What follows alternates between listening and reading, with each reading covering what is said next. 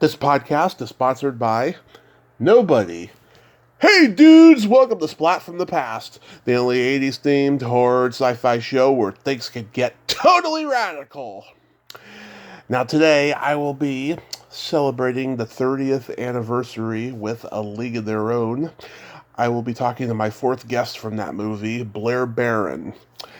Blair played Margaret in the movie, and it's such a classic. Baseball season is finally here. It's finally back, and we're going to celebrate this great movie. Blair also was on Saved by the Bell, Hawaiian style. She was on a classic episode of Seinfeld, the one where Kramer is like modeling underwear to a bunch of executives. She was on Babylon 5. She was in the low-budget horror movie Skinner. She was in I Love Trouble with Nick Nolte and Julia Roberts. The George Carlin Show, Married with Children. Lots of great stuff. And she's the founder, director of the Shakespeare Youth Festival. And she's an award-winning playwright. We're going to talk about all of that stuff today. It's going to be a great conversation. Sadly, I have to say, rest in peace, Bobby Rydell.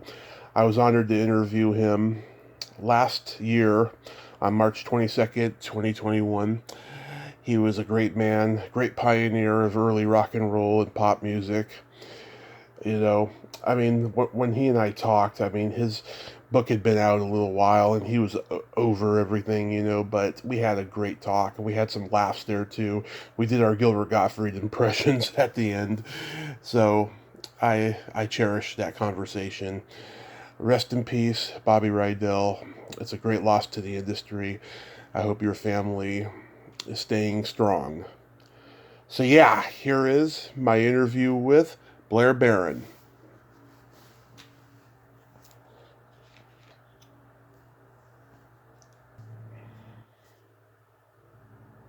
Hello. Hey Blaire, welcome to the show. How are you today? Hi. I'm good. How are you? I am just spectacular. This is such a great honor. Thank you for taking the time today. Sure. Well, thank you for asking me. My pleasure. So, going back in time, did you gravitate toward acting early on in your childhood?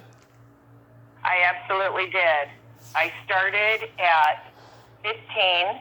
I'm an Angelino, so I grew up a mile from Hollywood. Mm-hmm.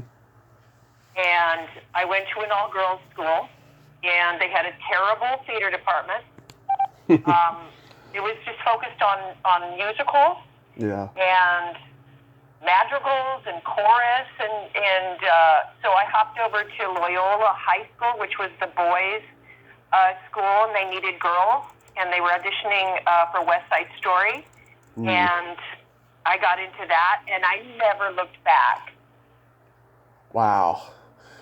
Did you see the new West Side Story? I did. What did you think? I have to say, I kind of loved it. Yeah, I haven't seen it yet, but I've been hearing mixed things about it. Nothing beats the original. I know. I mean, we all are, sentimental towards the original, but I just like that those were actually singers singing. There were actually Latina and Latino people playing, Puerto Ricans. There was a lot of elements that I loved about it. Yeah. Oh, awesome. I'll be looking forward to it then. Yeah. So you got the acting bug just like that from going to that theater. Yeah, I was in, the director was a Jesuit, but he had been on Broadway, and he came back, and we rehearsed a show like it was a Broadway show, and he treated us like we were full-blown adult professionals, and he was really tough. And at the time, can you imagine, in high school, he would chain smoke through rehearsal. Yeah. He would tell us to shut the F up. It was a completely different era. And then from West Side Story, we had a live orchestra.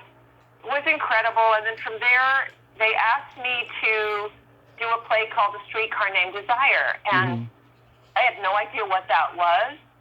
I didn't I had just started, you know, and I got the part of Blanche, and I got thrown into a very sophisticated role at 15, and I don't know how, but somehow I allegedly pulled it off, and people were coming from different universities, and they all thought I was about 20, and I was 15. And I think I had kind of a nervous breakdown after that, and my parents said I can't act anymore. Yeah. So I'm out of the house. It affected my grades. You know, all I cared about was being in that theater and escaping into the role of another, you know, just being another person.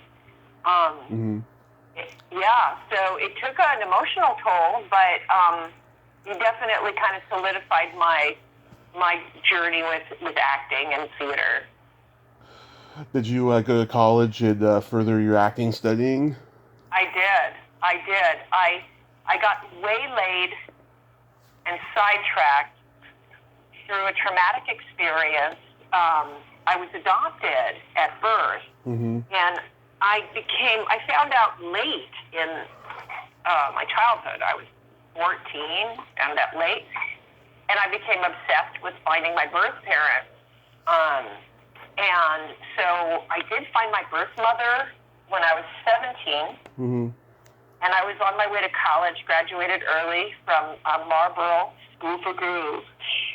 And it was traumatic. It was really traumatic, and I was too young to be able to process it. I didn't have any tools or support. It was a secret going to meet my birth mother, and she was a fall-down, you know, progressed alcoholic.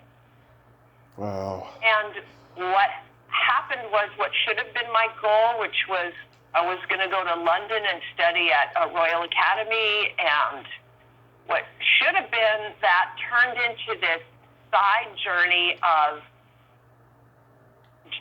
joining a cult, of drinking alcoholically myself, and hiding out in this cult for a couple of years. And I was in the theater department at Cal State Fullerton, and I was supposed to be at RADA, and I ended up in the theater department of Cal State Fullerton, working for a cult business, rolling paint rollers the night shift in Santa Fe Springs, California, and then going to school and falling asleep at school by day. But what that did is that trajectory gave me so much early life experience, both as an actor and a writer, because that's what I ended up doing both, that I wouldn't trade it for anything. I mean, who has that? I mean, so... Yeah, so in the cult, they told me that I couldn't be an actor because God had not taken over those realms, and they were satanic, and I would be swallowed up, you know, and this was like 1980. So what happened, I ended up escaping that cult and taking my life back and taking my career back. And I'm not sure how this happened. I was like 20 or 21. Yeah. But I got a job on Happy Days. And it was the last season, and it was the second to the last episode of the entire, you know, series. Yeah. And I got a job on Happy Days, and then I started working again, you know, in LA. As I worked from Happy Days to Three's Company to Facts of Life, and they were all kind of in their final seasons. Yeah. But the Happy Days experience was incredible because it was very bittersweet. I got to meet Ron Howard, Henry Winkler, and my scene was with Henry Winkler and Ron Howard, and it was the first time in the history of the series that Ron Howard ever hit anybody, and it was his character ever hit anybody, and it was because a truck driver was harassing me. It was a pool hall bar, and he punched the guy. And anyway, that was a little piece of Happy Days trivia. Mm-hmm. Oh, that's and amazing. And the Facts of Life was amazing because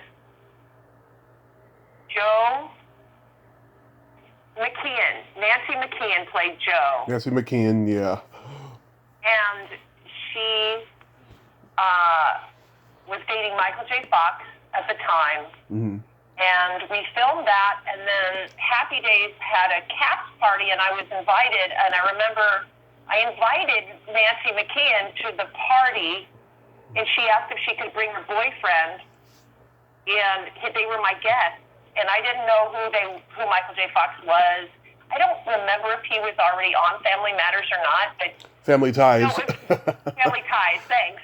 Yeah. And, it was like, looking back, I was like, I was my guest at the Happy Days series finale cast party. Mm-hmm. So this is a serious deep dive past, early days for me. Little things like that. And then I wanted to study in New York, so I moved to New York. I just picked up everything, and in fact, no, I picked up 2 suitcases and moved to New York City to be a theater actress, I poo-pooed Hollywood, LA, sitcoms. I was from here. I needed to get out of here. Mm-hmm. My parents urged me not. They said, all the work is here. Why would you go to New York? And I just had to go to New York City, and I felt like it was legitimizing myself. Yeah. Did you study with any of the great teachers out there? I did. I studied with Geraldine Page. Mm-hmm. And then she sadly passed on. And then I studied with Estelle Parsons. Estelle was running the Actors Studio at the time with Al Pacino. Mm-hmm. She, had been nominated for an Oscar for Bonnie and Clyde. I can't remember. Did she win the Oscar? I should know that. Yeah, I can't remember. I'd have to look it up. Yeah, but I got deeply into Chekhov, but via the method, and was interacting with the Actors Studio people a lot, and doing plays. The Roundabout, I studied at the Roundabout Theater, and we did plays there, and I got into Playwrights Horizon playwright group, and was just off and running, and did New York for 6-7 years. Yeah. Yeah. Did some independent films, one of which is studied in feminist studies in universities today, called Privilege. Yeah. By Yvonne Rainer. And I didn't know at the time what it would mean, and it has some significance, which if you watch it today, it's it's all the social justice themes and feminist themes and what everybody's still talking about and trying to improve. So that was, I got paid $160. Yeah.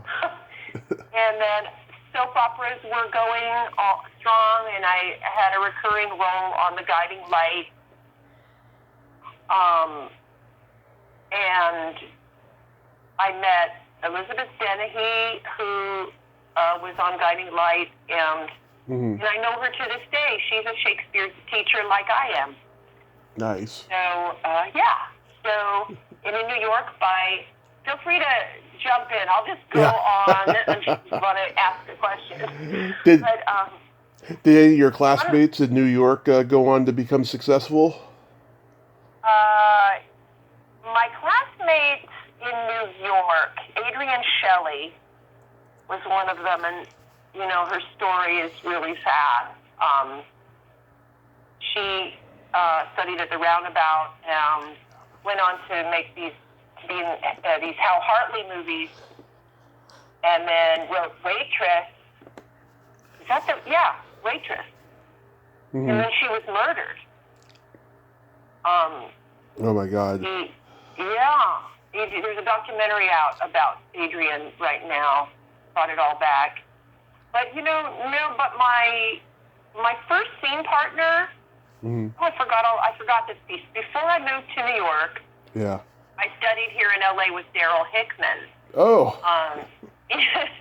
So you might know Daryl, but his brother was Dobie Gillis, Dwayne Hickman. That was a little before my time, but Daryl taught a lot of people in the public eye. And but my first and favorite scene partner was Bob Saget. Oh, I love Bob. I cried for days. I cried for days when he passed. I really did. I was so sad because I didn't get to connect with him recently.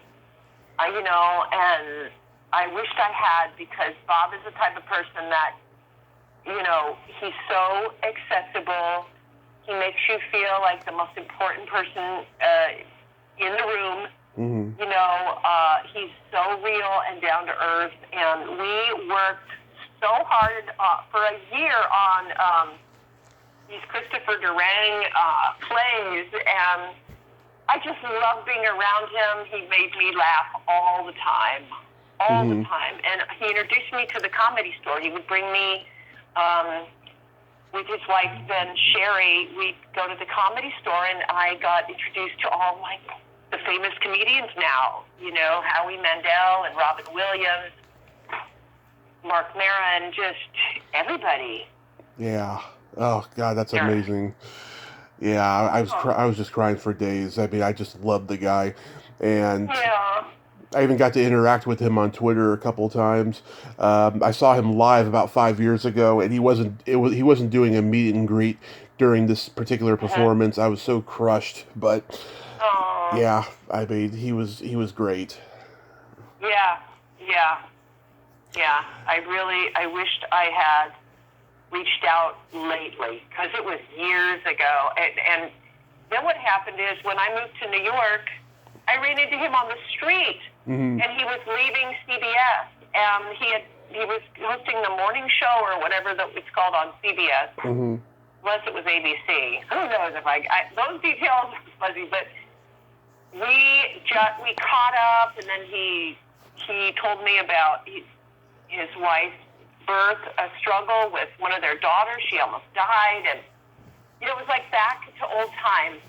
So yeah, I wish they'd kind of leave this whole conspiracy thing alone, but there's it keeps popping up. But I think his sister died of an aneurysm when we were friends. Yeah, and he had that sister that died of scleroderma too. Yeah. So I'm guessing that you got cast in A League of Their Own because of the Happy Days experience. Weirdly, no. It's the weirdest thing. By the way, I do want to say the Happy Days thing. I just remembered something. I definitely met Gary Marshall. But my director was Jerry Paris. Yeah. And no one warned me of his disposition, and he screamed at me. Yeah. I was just a little guest star for the first time on a set. Yep. He screamed at me in front of an audience. And I don't know that would be happening today, but it was just his way, and people were used to it. It was the normal. It was what was felt. They were used to it. But I'm a theater trained actor, so I was, giving it my 150% because the character was being attacked by a drunk truck driver, and he goes, "For Christ's sake, you're not being raped. Tone it down." And I was just like, oh my God, what just happened? And, I survived that and went on with a tougher skin. Now, with League of Their Own, here's what happened. It was, I had moved back to LA from New York. I had to start over, but with a pretty decent New York stage and soap opera, and good resume. Mm-hmm. You know, it had a lot of people. Some people respected that you were studying in New York, and so with League of Their Own, I'm trying to remember. I don't know how I got called in, but they had shot the film, and they had shopped it at a mall in the Valley with a regular audience. And the biggest critique was, we don't understand the ending. There's all these older ladies that are going to a reunion, but it just is out of the blue. Yeah. What's that? You know? And so they wrote a special scene for the opening that would tie in the flashback. So they had to find an actor to play Gina Davis as an older Dot. Yeah. No, not Dot. Is it Dot? I think it was, yeah. There's Dot, and there's the sister, which Lori Petty. Anyway, Gina Davis's character. They had to find Kit. an older actress to resemble, and then they had to cast who would have been Gina Davis's daughter, which was me. Mm-hmm. Lynn Cartwright was hired to play Gina, older, and then I was brought in and put on tape I was put on tape, and then I got called back. And when I got called back, Penny Marshall was in the room, and I don't know what possessed me, but she was, again with the smoking, she was smoking Marlboro Reds in the tiny little screen room at Glen Sound in Hollywood. Yeah. And I asked her for a cigarette, and she goes, "Oh, sure." Gives me the cigarette. I am doing my callback audition while smoking, and somehow it was all okay. I got the job, and I'll never forget it. And I got the job, and then on the set, we created this habit where she would whip out her cigarettes, and I'm not a buyer of cigarettes, but at the time, I was a bummer of cigarettes, a chipper of cigarettes. Oh, I know the feeling. Right? You do it too? Yeah, I did when I was younger. Yeah. Yeah. That way I could not call myself a smoker and somehow go into denial, but especially like with drinking coffee or alcohol, which I drank both at the time, or being extremely nervous, it was a way to kind of assuage my nerves. But anyway, from the beginning of the shoot to the end, whenever she'd whip out a cigarette, she'd go, "Blair, you want one?" And we'd smoke together. And then, so it wasn't related. It wasn't related at all to her brother, but I feel close to both of them. We're there for two really critical turning points in my career. And I remember there was something else in that shoot. She took off her tennis shoes and made me put them on. I think my shoes were either too loud or too high or something, and she's like, "Wear these." Yeah. So I'm smoking her cigarettes, wearing her tennis shoes, while she's giving me line readings. I mean, everything was just so wrong and so right about the whole thing. Yeah. You know? But she wanted a certain thing, and she'd give me the line reading, which you're not supposed to do for actors, but I do it with my students sometimes, because sometimes the only way they get what you mean is to hear a tone. So you can say, "Can you do this a little?" She's a little sadder, but there's something about the tone that I hear it and go, "Oh, I get it. She wants that." So it became the opening scene. I have the first line and the first scene of the entire film, and loved it. Went to the screening. Later, I went. Gary Marshall directed a play with Laurie Metcalf that I was invited to, and I sat next to him, and it was like he knew me. I guess he did. Yeah. I've been to a couple things related to him. He directed Ed Asner in something most recently before they both died. Yeah. And I got to bring my daughter, and Ed Asner had done a fundraiser for my nonprofit, and I got to see Gary again, and then he died soon after. I got to interview Ed in 2020. What a trip he is, right? Oh, yeah. I said to him, you got any upcoming projects? And he said, you don't know her. That's exactly right. He did a fundraiser for my Shakespeare Youth Festival, which is we're the country's youngest Shakespeare troupe, and we would get celebrities to do Shakespeare opposite our kids. And he played Falstaff. Mm-hmm. And in the middle of the rehearsal at my mother-in-law's place, which I think you know, the magic community, my mother-in-law co-founded the Magic Castle. Yeah, I know a couple people over there. Sarah Ballantyne, Kelly Maroney, couple people I know. Yeah. Yeah, well, there's the original Magic Castle is a theater and a house near Hancock Park. There's a theater, and that's where we rehearsed. And Ed Asner came, drove himself.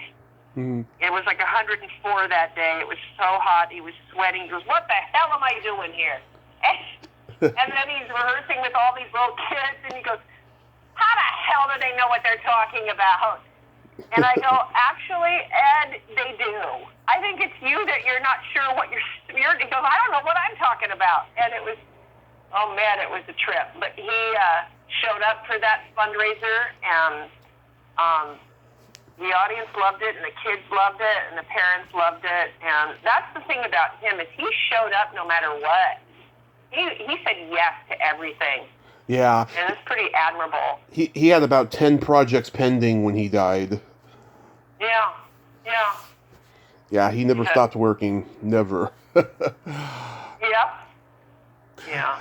It keeps you going, like Betty White. Same thing. Oh, yeah. A lot of those people, they're amazing. They're the last of their kind, and they're the best of the best. Yes, absolutely.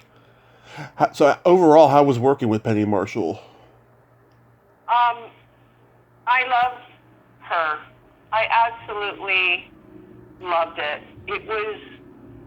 She was just the real deal, and a human being, and you could ask her anything. It was, and just so accessible. Yeah. So accessible. And you know what is very cool is I've run into Gina Davis in that same historical magic theater.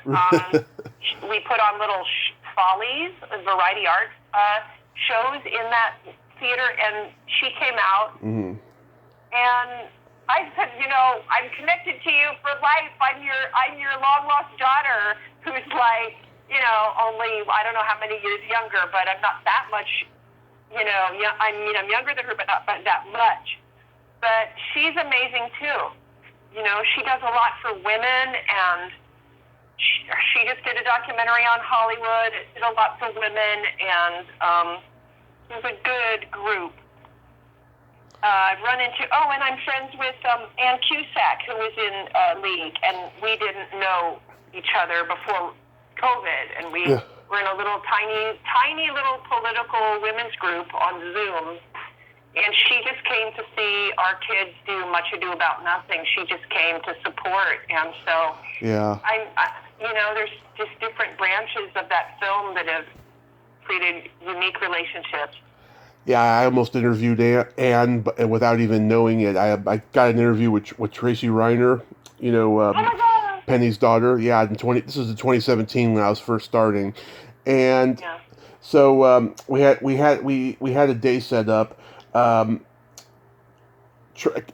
called me on my phone while I was sleeping and didn't even know it until I got the answering machine because Tracy wanted to do the interview earlier and I couldn't even do it earlier and stuff. So I emailed Tracy and let her know. So then we did another day. It was just her and I, and she was in a hotel somewhere in Chicago on a business trip. And we did it and stuff. And back then I was recording my podcast on my interview part of the podcast on a dictation recorder, which was a bad idea because the sound was so horrible and stuff that I'm so embarrassed by it. But I've thought about getting Tracy back in the future, and maybe I will. Yeah. But that's just how it was at the time. But then once I got everything together, I did interview David Lander before he passed, and that's one interview I wish I could do over again. I was terrible, and I hit a few bitter points during that interview, but yeah. Are you a baseball fan? No. No, and it's funny, people go, who are you?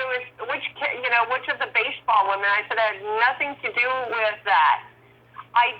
Here's another interesting thing. I did practice, and I got really good. I'm a good hitter. Yeah. Because the series came up right after the film was such a hit. Mm-hmm. And I got called in for the series, and I was pretty naive, and I thought, well, I was in the movie, so of course I'm going to get in the series. I mean, I was in the movie. Somehow they'll find, and I'll play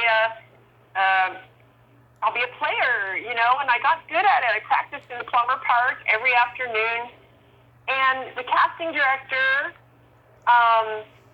didn't call me back, even though I was in the film, and I remember I was so upset with him, and he's one of my very best friends today. I mean, like, we are so close. Mm-hmm. He ended up moving. I lived in an apartment in West Hollywood on Hayworth Avenue in Sunset.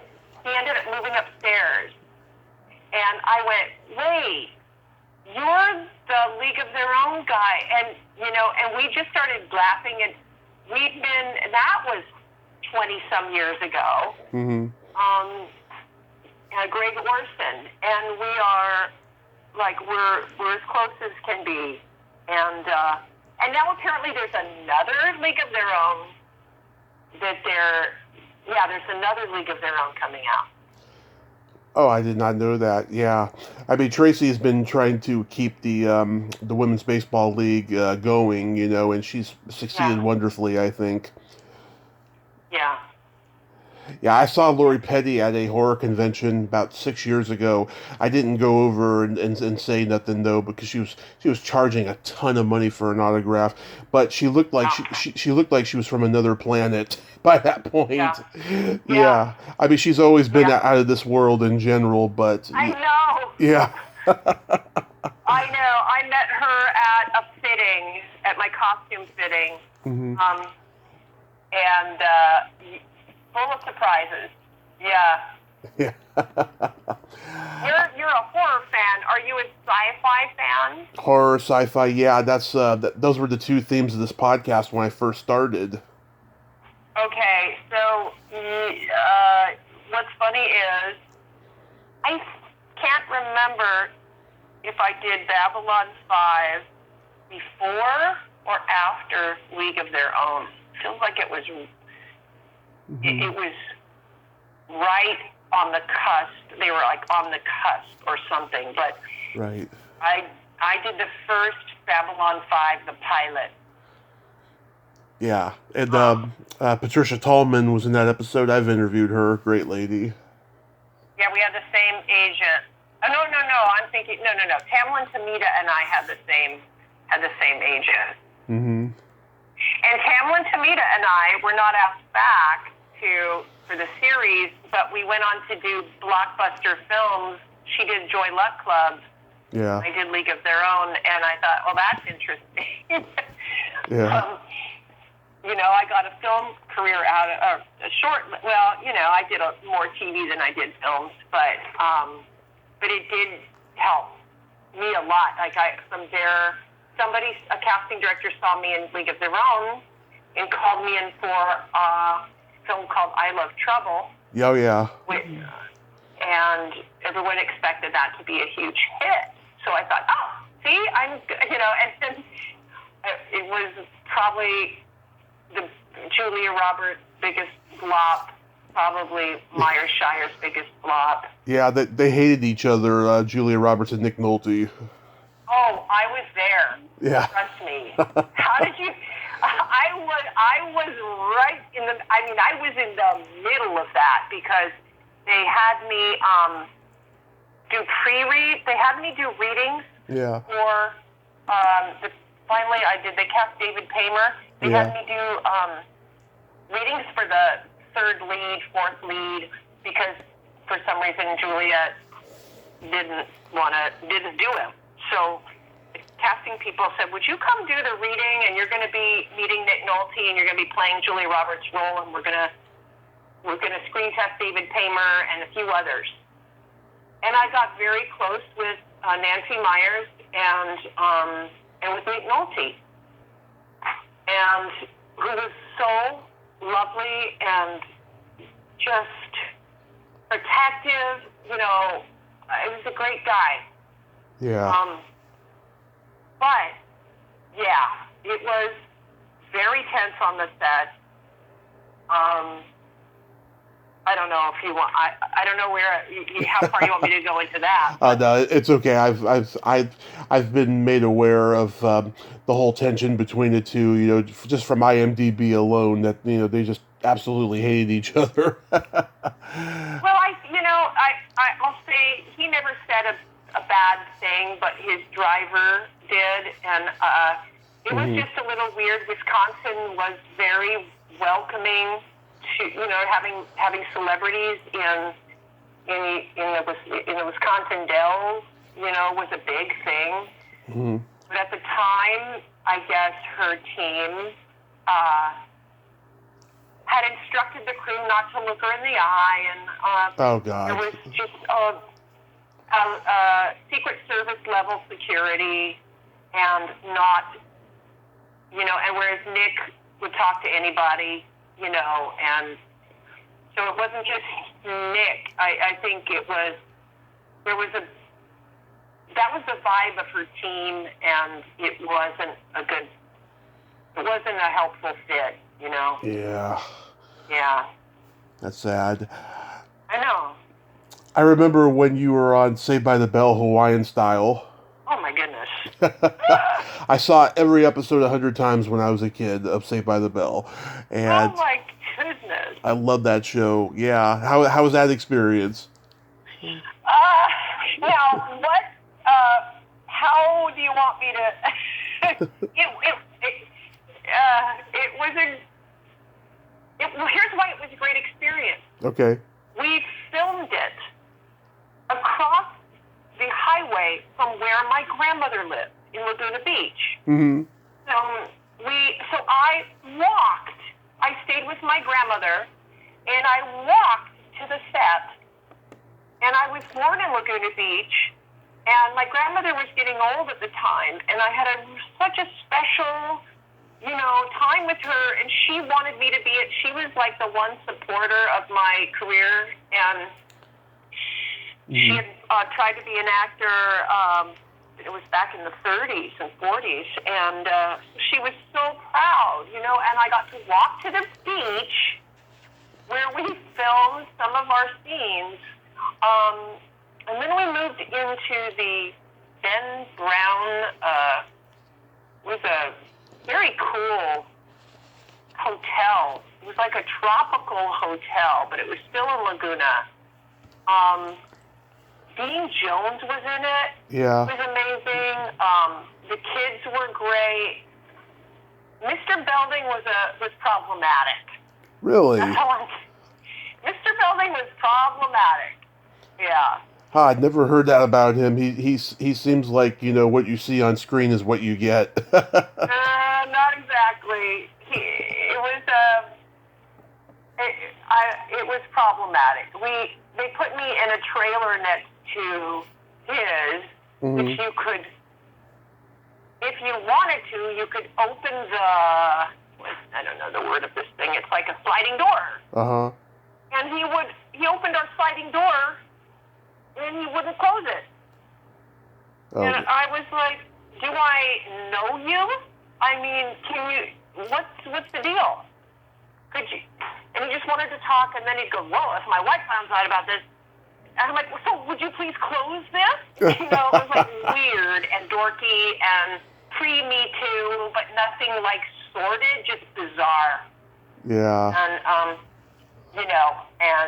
it was just a little odd, but I'm no victim. I just closed it and said, back off, dude. And, that is creepy, yeah. yeah, it was creepy. But the kids were great, and they were sweet. That's good. Yeah. That's good. Oh. The classic Seinfeld episode you did after. Yeah. I love that one. Was it hard to keep a straight face with Michael Richards in his underwear? The whole thing. By that time, it was like 1 a.m, and we still had the audience there, and we were all so punchy. Yeah. And my Julia Louis-Dreyfus let me know my nylons were ripped. So I was trying to sit in a certain way, and he slid down that wall, and all his body makeup rubbed off on the wall. No one cared. It's in the final shot. It was fun. And, that must have been after I did Saved by the Bell, because my grandmother had since gotten a stroke. And I had gone to Laguna Beach, in the hospital where I was born, where she was completely incapacitated from the stroke. And they called me and said, you booked the Seinfeld. And I almost didn't go, because they were going to, this is very sad, but they were going to remove her life support. And I wanted to be there for all that, but I had been there. And then I thought about her. I'm like, nope, she would have insisted that I go to work. Mm-hmm. And so I sadly drove to the set. And it was a matter of how long, now the life support is removed. And when my first day, Jerry had his bowl of cereal, and he came and sat next to me and said, how you doing? And he didn't know this. And I said, I'm really sad. My grandmother's dying. And I told him the whole deal over, cereal. I'm like, aren't you glad you asked me how I am? Yeah. But from that time on, everyone on that set was made aware, and they were so kind to me. It's like 1 week out of your life, and it became one of those highlights, because of the kindness of the cast and crew. Yeah, everyone I talked to who guest starred on there told me they don't know how they got any work done because they were laughing all day. Yeah. Oh, definitely. And then I got to know Jason Alexander through my mother-in-law, because he's also he's a member of the Magic Castle, and he's a mentalist, and he has his own mentalist act, and he's wonderful. Mm-hmm. And he did our fundraiser. He played the nurse in Romeo and Juliet in drag, and he was hilarious. Mm-hmm. Yeah, there's a podcast called This Podcast Is Making Me Thirsty, where they interview all the guest stars of Seinfeld. And oh my gosh. I watch it every Tuesday when it comes out. Yeah. Wow, well, I have not been asked. I'm sure you will. You did a low budget horror movie called Skinner with Ted Raimi. Uh-huh. Yeah. Anything good there? Yep. That is a great story. Mm-hmm. That is a great story that nobody even asks or knows about, like that horror film. Oh my God, I had just done A League of Their Own. I had done League of Their Own and a few other very wholesome projects. Yeah. I got asked to go to this. It was supposed to be a very kind of creative horror film, and because Ted Raimi's name was attached, and Ricky Lake was attached, and Richard Shipp from West Wing was attached, I was like, oh, well, why not? I've not done anything like that, and why not, right? Right. Little did I know, so I was playing one of the prostitutes that this serial killer murders. But I thought, well, I heard it was going to be artsy, and I've never done a horror film, and it's artsy and whatnot. And so go to this casting office, and the director is in the room, and his name, which meant nothing to me, was Yvonne Notch. He was this big bear hulk of a guy, and okay, but there's the director there, and they cast me. And a couple bizarre things. Okay. The first bizarre thing was, and I had also said I'm not doing any nudity, which I wish I hadn't, because I found out later when they made a documentary on Heidi Fleiss. Yeah. I found they used my clip without my permission. Oh, boy. I found out later if I had done nudity, I could have sued them, but because I didn't, it doesn't matter. Anyway, they gave me to call the location of the set, and I went, say that again, 2218 South Harvard Boulevard. It was my mother's and grandmother's ancestral home. Huh. And it had since been in a fire, long abandoned. My great-grandmother lived there, and she died right after the war, and it had become a squatter's house at one point. It was part of a very historical part of Los Angeles called Sugar Hill in West Adams. My grandmother had grown up across the street from Hattie McDaniel. Hattie McDaniel won the Oscar for Gone with the Wind while living across the street. And so I had stories. I had heard stories about Hattie McDaniel and all these different actors from the 30s going to her house. But apparently that's where they were shooting Skinner. So I drove up, and there they all are in my ancestral house. Even my father was a child in that house. Oh, there's so many stories. Yeah. So the house, turns out, is owned by a guy that bought 3 properties in the 70s and was renting them out for film shoots, but never upgrading them, just renting them out for an income. And it's been in a lot of films. And there we shot Skinner. And Skinner was, I guess, Tracy Lord's first venture into non-pornographic films. Yeah. And Ricky Lake, maybe her second film or third. And it was fun. It was really fun. If you know anything and you want to ask me questions, you can feel free to interrupt. I'm not too familiar with this movie, but I was intrigued by it because it's got such an interesting cast with Ted Raimi and Tracy Lords and Ricky Lake. Yeah, I know, and Richard Shipp, and they did the scene where he kills me, and I'm tied to a bed, and he kills me, snaps my neck. Yeah. And then Yvonne Notch goes, cool, cut, and the crew just leaves the room and leaves me in there tied up. This bed, there were fleas jumping on me. I mean, it was really bad. And I'm like, somebody help me. And, someone comes over and helps me get out of there. And then I tell Tracy Lords later in the dressing room, I tell Tracy what happened. She goes, yeah, welcome to my world. Yeah. And then the film comes out, and this story comes out in Hollywood Variety and then the Heidi Fleiss Hollywood Madam scandal breaks out. This thing just explodes.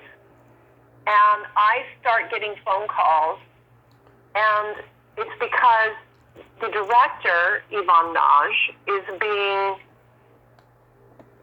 accused of being Heidi Fleiss's boyfriend and pimp in the ring, in that ring of sex workers. And he's the director of Skinner. So in Hollywood Variety, they put out a story saying it is believed that the actresses playing the prostitutes in Skinner were part of Yvonne Naj's sex ring. So I find the writer, and I email him, and I said, "Excuse me, please look at the cast list again, and maybe look at my credits as well before you go and spout off something like that." And he called me instantly, and it turns out the writer lived a block away. I met him for coffee. We became total friends. He corrected the story. He wrote a new story. And yeah, we became friends for years after that. Oh, that's cool. So, yeah, but it was, yet again, like a lot of the stuff I do, there's always something going, like controversy around drama off the set, you know. Yeah. The Heidi Fleiss thing was bizarre. And then they made a documentary about her, Nick Broomfeld documentary. Right. And they used my clip. And that comes out, and people have to see that all over again. And and he influenced the same thing. But Screen Actors Guild told me I couldn't do anything because I hadn't taken off my clothes, and that's when they go after using film clips like that. So I left it alone. And that's the story of Skinner. How about working with George Carlin on his show? Oh my goodness, absolutely loved that.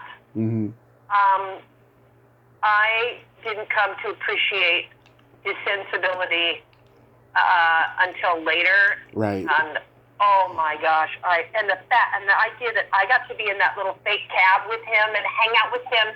His brother was head of the crew. Yep. Yeah, the Irish crew, and I just loved it. I gotta find a clip of that.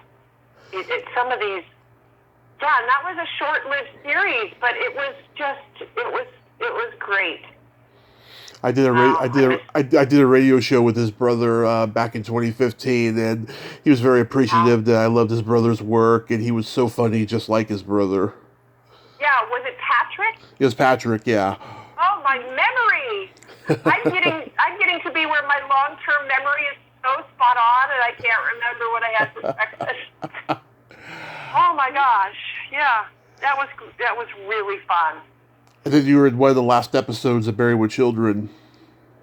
Oh, I did. Again, one of the very last episodes. It's always like that. I'll tell you about, I got to meet Katie Seagal, who became kind of a friend-ish later through another group of people that, you know, and she helped me because I had stopped drinking that month. And, you know, she helped me with that. And speaking of, I think the set in that season felt pretty dysfunctional. You could feel it as you walked on the set. You could feel it. Something was going on. And my friends were hired, I guess, as writers in that season, two of my friends. And I know it was tense. It was a tense vibe. The director, again, a yeller. Yeah. Screamer.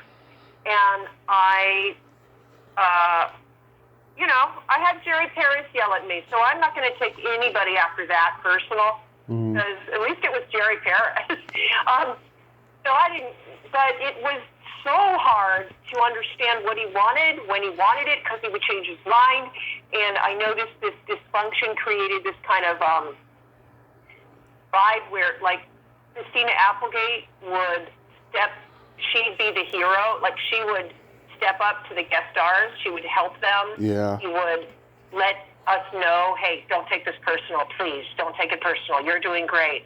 She was really a champ, and then they had their Christmas party, and I got to visit with her more. What a great person, and Katie as well. That was tense. And then another one was Michael Richards went on to have his own show. Yeah. And I was there the night that they canceled. No wonder I just stopped and only do theater pretty much now, because it was there was a lot, Your bad luck. Yeah, right? It's like, what the heck? There was a lot of tension on that one, too, and something happened during the shoot of that, and the execs were pissed off, and they just came on, and they literally canceled it. The audience was still there. They stopped the show. Oh, God. It was heavy. Yeah. And I was had a recurring part, of course, as William Devane's ex-wife. I don't know, 30 years younger, but that's the way they do it. Trying to think of a project where there wasn't something high drama. No drama on, maybe the Taya Leone show I did. Taya Leone show, I'm trying to remember the name of it. She's a reporter. Let's see here. And then it was gone. Sybil Shepherd I did, just a lot of, Blossom. That's Blossom, yeah. Yeah, there was tension on that because I guess Mayim Bialik was a tween or a teen then, and negotiation problems, and so she never came to the set until the taping, and so that was weird, and then they worked it out on the day of the taping. But Ted Watts was fabulous to work with. Everybody was great. Those are pretty much the high point, low points. Mm-hmm. Tell me about the Shakespeare Youth Festival. What's the genesis of it? I was now with 2 young babies, and my career was, what was happening was the big guest roles that people like me used to get were going to names and celebrities that, it was tricky. I don't know, something was going on where it was okay for film people to do TV, and it just, the business changed. My wonderful agent had succumbed to addiction. He's alive, but he lost everything, so he was like my pitch hitter and believed in me, and I lost him. And then my manager, who, same thing, wonderful, she got some big celebrity clients, and it became where I just fell through the cracks. And I think the last thing I did was ER or Without a Trace in New York. Now my daughter was 5, and my neighbor, her daughter was 5, and my neighbor had been in the Royal Shakespeare Company, and we had a play date one day, and we started throwing them lines from The Tempest, and could do them. And suddenly they did a whole scene from The Tempest, and they were 5, and we were laughing so hard because here they're doing Shakespeare, and they're doing it because we are giving them, the lines verbally. They don't even know how to read. Mm-hmm. And then we got this wise idea, like, let's have other kids from the neighborhood over and see what we can do. Like, and we started a little tiny pint-sized theater troupe, and the parents would walk their kids over to my backyard, and we suddenly were doing a monologue from Shakespeare, All the World's a Stage, 7 Ages of Man, it's called. Right. And we turned it into a full-blown performance, and the parents came, and we did it in that same Magic Theater behind my house. It's my mother-in-law's house. And they wanted more. And then we did The Tempest, the next year with 12 kids that would walk over. And the oldest one was 8. Oh, I cut The Tempest down to 20 pages. But still, for any, kids 8 and under doing a 20-page play, mm-hmm. we didn't even change the Shakespeare. It was Shakespeare. And we got such a big audience, we had to move to a church. Right. And then we had 150 people come. And, the girl that played Ariel in The Tempest became the Youth Poet Laureate of Los Angeles, mm-hmm. Rhiannon McGavin. And she's got a name for herself as a poet. Her grandfather was Darren McGavin. Yep. And then a mom, I was done. I was exhausted, and one of the moms of one of the actors said, "Don't quit. I'll make this so that it's worth it, and we'll make it a nonprofit." And she had a master's degree in Shakespeare from Alabama Shakespeare Company, and mm-hmm. she helped me keep it alive, and has been my partner for 15 years in this. We just closed a season post-COVID, live season. Awesome. And we've been doing it 15 years, and we do it in neighborhoods and pockets of LA where they don't have access to not only Shakespeare, but to theater or any community centers, and we make it free for anybody who cannot pay. Yeah. And then some people with money, families with the means, will scholarship others. So we've had Hollywood showrunner kids in the same show with a family that just got placed out of homelessness. We keep everybody together under one roof because we don't believe in, okay, over here is the outreach and over here is the privileged Hollywood showrunner kids. It's like, no, we're all equal. We're all here to do Shakespeare. We're all here to help each other and learn mm-hmm. from each other. And boy, has it created an extended family. And we were reaching over 1,000 kids in 2019. I'd gone to Africa twice that year and put up trilingual Hamlet mm-hmm. In Kenya and Botswana, and I'd gone to Mexico and done a bilingual workshop on The Tempest and colonization. And we'd been in schools in Watts, schools in Boyle Heights, schools on the west side. And then COVID hit, and we had to cancel in the middle of our run. Kids who couldn't even open their show. We had 4 Shakespeare plays going, and we had to cancel 2 before they ever opened. So heartbreaking. To have worked 4 months, for those kids to have worked so hard, and then to say it's not happening. It was like a first for them, And mm-hmm. so what we did is we took the Shakespeare Youth Festival on Zoom. We started immediately doing playwright programs so that they could write mm-hmm. plays, little playlets, and then we got actors to come perform the plays of how they were feeling about this. And then we did 2021 season. We did online Richard III and a play I wrote about Shakespeare's marginalized characters stuck in a green room mm-hmm. and about to be canceled, and it's called Unspoken. They did that. I think we did Much Ado About Nothing. Yep. And we did it all online. I went to Mexico and was able to direct them.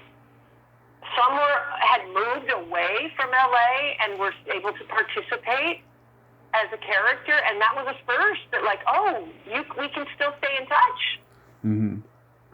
And so yeah, we just closed this last weekend, and I'm just getting my brain back and staring at all the flowers and still kind of basking in the love that was expressed by the kids in the closing curtain speech. And one of the beautiful things that was said is by Sienna. She's 12. She was in Much Ado. She said, "Thank you for not just making us better actors, but better people." Oh. Yeah, because really that's what the mission is through the collaboration, through this arts discipline, we have to become better people. Yeah. And go on to do whatever we do in life with the approach of we're going to do it 150%. That is marvelous that you do that for the kids, and it's just amazing because so many people, especially young actors today, they just want to be famous. They don't even know who Shakespeare is. That's great, though, that you do this for them, Also, I wanted to mention that show that you were trying to think of the name was. It was called The Naked Truth. Yes. Yeah. Thank you. Yes, The Naked Truth. And Matt Weiner was a writer on that, and he went on to create Mad Men. And what I was saying about showrunners in our troupe, we had all 4 of his sons at one point. Mm-hmm. And while he was at the height of Mad Men, we had those kids. And they were amazing because they went on to help later. Martin went on to help us coach our kids that, didn't have that privilege, that came from other parts of LA that were, and he went on to pass it on. So, small world. Yeah. Do you have any upcoming projects you'd like to mention? Probably. Well, I'm just going to be going to Mexico again in May and June to do another theater workshop. Mm-hmm. And I am... one of my plays got into a playwriting festival in Tampa, and what I have to do then is put on the play digitally and get it to Tampa, which otherwise it wouldn't be happening because I just can't afford to pay my cast to fly to the theater festival. So I'm really focused on my writing when we're not in season, and on my plays. So that's awesome. Yeah, you're an award-winning playwright. That must be one of your most proud of accomplishments. It really is. And taking this interview full circle, I will tell you, I just remembered how I got on Happy Days. Okay, go ahead. I took a class with the casting director named Bobby Hoffman, very famous casting director for Paramount. And I would bring my own skits to his comedy class. Mm-hmm. And Bobby Hoffman took me for coffee, and he goes, you're a good actor, but in your heart of hearts, Blair, you're a writer. And that was the beginning, and I never forgot. I mean, I did forget, because I forgot how I got on Happy Days, but it all just came back that casting director for Happy Days told me I was a writer. Yeah. And he was around some of the best writers in Hollywood. So I'm going to keep writing till I'm in a body bag. I'll be writing. That is awesome. So really quickly, there's a secret silly game that I like to play with guests. This is a series of silly slumber party questions. No win or lose, just pure fun. And how the game works is I ask you the question, you answer it, and then you ask me the exact same question and I answer it. And feel free to comment on the answers. Oh my goodness. Okay, so I ask you the same question. Yes. After you. Okay. Blair, are you ticklish? Yes. Are you ticklish? Yes, I'm so ticklish I've been known to hit people in the groin Ow! without warning. Good to know. Next. What's your favorite part of the body? It could be anything. Eyes. Eyes is a popular one. Yeah, good to know. Yeah. Mine is the belly. Oh, yeah, I'm sorry. What's your... Oh, yeah. It's all about me. What's your favorite part of the body? Mine is the belly button. Ah! That's interesting. Yeah. What color are your toenails painted? Oh, hold on. Let me look. They are turquoise. What color are your toenails painted? Love that color.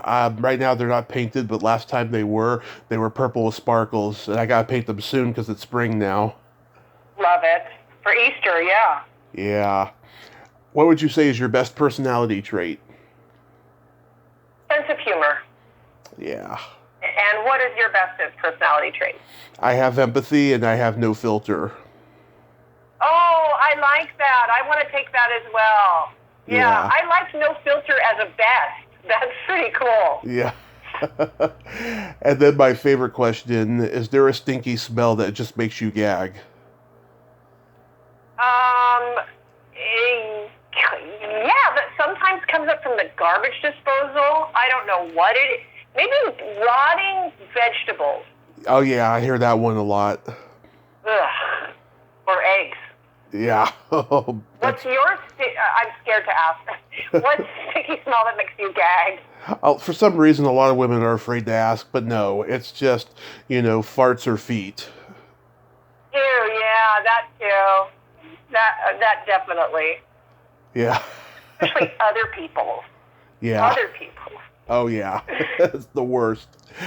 Yep. Blair, thank you so much for coming on today. You were just a lot of fun, and you had so much great insight and stories.